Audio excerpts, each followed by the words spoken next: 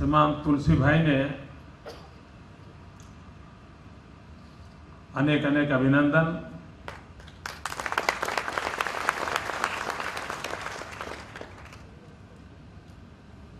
આમ તો રેડક્રોસની સેવાઓમાં આરોગ્યની સેવાઓ ઘણી બધી છે.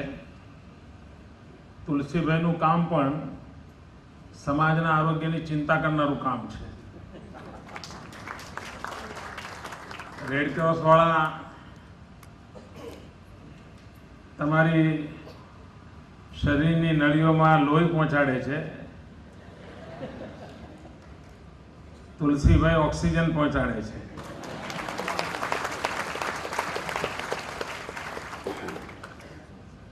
કારણ એમણે આવનારી પેઢીઓની ચિંતા કરવાનું કામ માથે લીધું છે. રિન્યુએબલ એનર્જીના ક્ષેત્રમાં દુનિયામાં ગુજરાતનું નામ રોશન કરવામાં તુલસીભાઈનું બહુ જ મોટું યોગદાન છે. અને ખૂબ નાની ઉંમરે વેપાર ધંધો તો ખરો જ, પણ સમાજના સ્વાસ્થ્યની એમાં ચિંતા છે, ભાવિ પેઢીની ચિંતા છે. અને એમાં એક નવું સોપાન ઉમેર્યું એમણે. એક ઉત્તમ દાતા તરીકે વયોવૃદ્ધ તપોવૃદ્ધ લોકોની સેવા કરવાનું, એ બદલ હું એમને અભિનંદન આપું છું. એમણે સમાજની જે અવસ્થાની ચિંતા વ્યક્ત કરી. એક દાતા બોલે એટલે જ્યારે એનું વજન વધારે પડે, નહીં તો આપણે બોલીએ તો છાપામાં ચોખ્ઠું બને. પણ એમણે ચિંતા વ્યક્ત કરી કે ભાઈ આ એક સ્થિતિ કઈ સ્વસ્થ સમાજનું રક્ષણ નથી. પરિવાર નાના થતા જાય, વડીલોની ચિંતા કોણ કરે?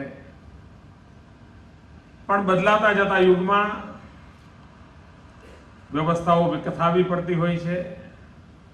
મને કમને પણ વ્યવસ્થાઓને સ્વીકારવી પડતી હોય છે. પણ તેમ છતાંય આપણી જે બૃહદ પરિવાર વ્યવસ્થા છે એને ટકાવી રાખવી એ પણ એટલી મોટી જવાબદારી છે.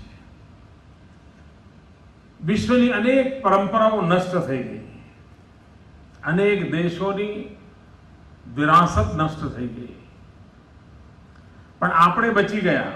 અનેક આઘાતો પછી પણ બચી ગયા. એના જે અનેક કારણો છે તે પૈકીનું મહત્વનું કારણ છે આપણી ફેમિલી નામની ઇન્સ્ટિટ્યુશન, એના બાઇન્ડિંગ્સ. અને એના કારણે આજે હજારો વર્ષ પછી પણ આપણે એટલા જ તેજ અને ઓજ સાથે ટકી રહ્યા છીએ.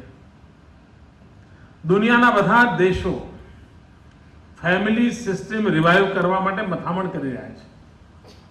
અમેરિકામાં તો પ્રેસિડેન્ટની ચૂંટણી હોય તો બંને પાર્ટીઓના મેનિફેસ્ટોમાં પહેલું લખાણ હોય છે કે અમે ફેમિલી સિસ્ટમને રિવાઇવ કરવા માટે બધા જ પ્રયત્નો કરીશું.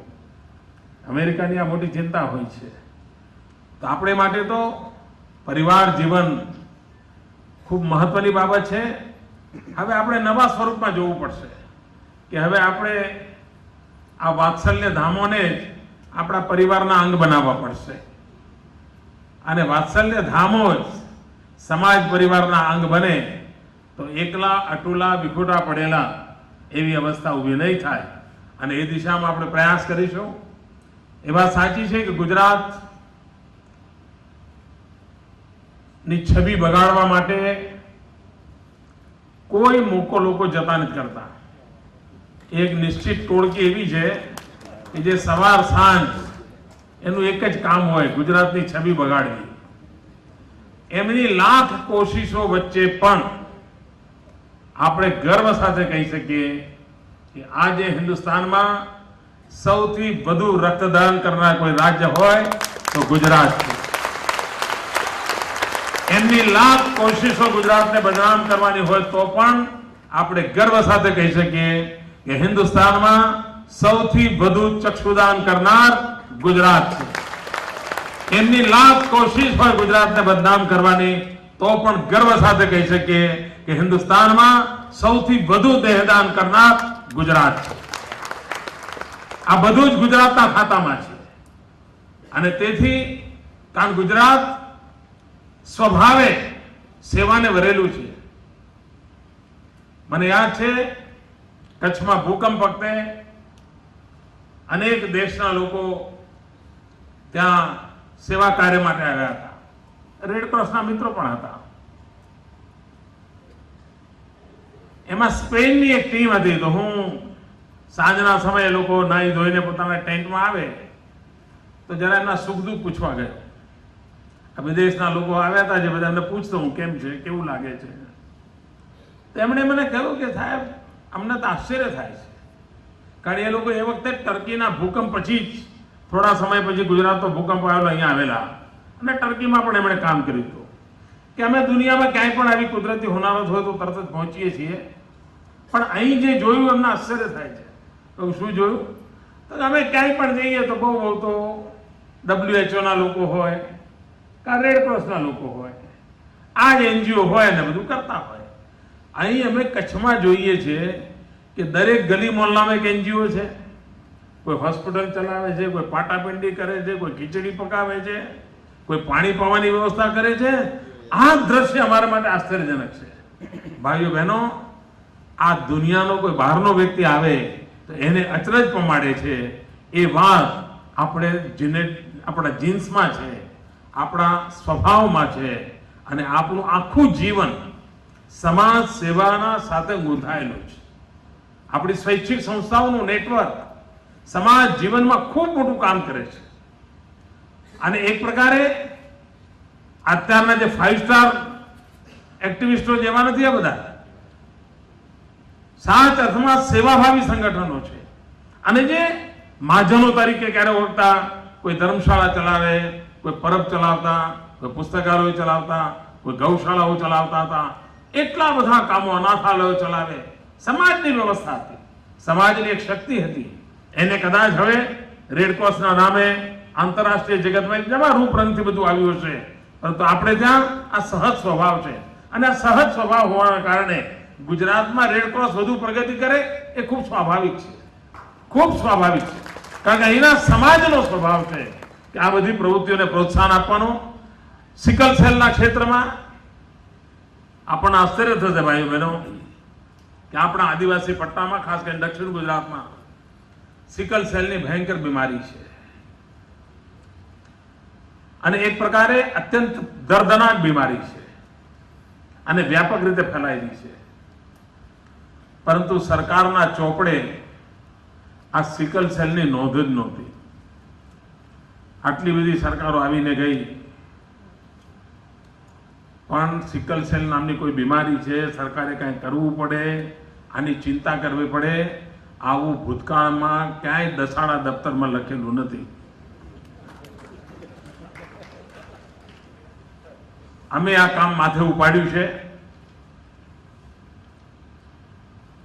કેવી રીતે એનું સોલ્યુશન નીકળે, આ રોગમાંથી લોકોને મુક્ત કેવી રીતે મળે, એના માટે જેનેટિક એન્જિનિયરિંગનો કેવી રીતે ઉપયોગ થાય, આના માટેની એક મથામણ ચાલે છે. અમેરિકાની કેટલીક સંસ્થાઓના આના રિસર્ચ કામમાં આપણે હાયર કરેલી છે. રેડક્રોસ પણ એની રીતે એમાં યોગદાન આપી રહેલ છે. જરૂર કોઈ ઉત્તમ રસ્તો આપણને મળશે જેથી કરીને સિકલ સેલના આ દર્દીઓને બહુ જ મોટી રાહત આપણે કરી શકીશું, બચાવી શકીશું. થેલેસેમિયાને કારણે તો અનેક કુટુંબોમાં એક ખૂબ ચિંતાનો વિષય હોય છે કે કુટુંબમાં એક બાળક આ સ્થિતિમાં હોય, કુટુંબની આખી એનર્જી એમાં લાગતી હોય છે. અને આવી સ્થિતિમાં સમાજની એક સામૂહિક જવાબદારી હોય છે. એમાં સમાજ, સરકાર, સંગઠનો, રેડક્રોસ જેવા આપણે બધા જ સાથે મળીને આ બધાની પડખે ઊભા રહીએ. ગુજરાત સરકાર હંમેશા આ પ્રકારની પ્રવૃત્તિઓને પ્રોત્સાહન આપતી રહી છે, પુરસ્કૃત કરતી રહી છે, સદા સર્વદા એનો ખભે ખભો મિલાવીને સાથે રહી છે. ભવિષ્યમાં પણ ગુજરાત સરકાર એની પરંપરાઓને વધુ તેજ રીતે નિભાવતી રહેશે. ફરી એકવાર તુલસીભાઈને અભિનંદન, મધુબેનને અભિનંદન, ગૌતમભાઈને અભિનંદન. ધન્યવાદ.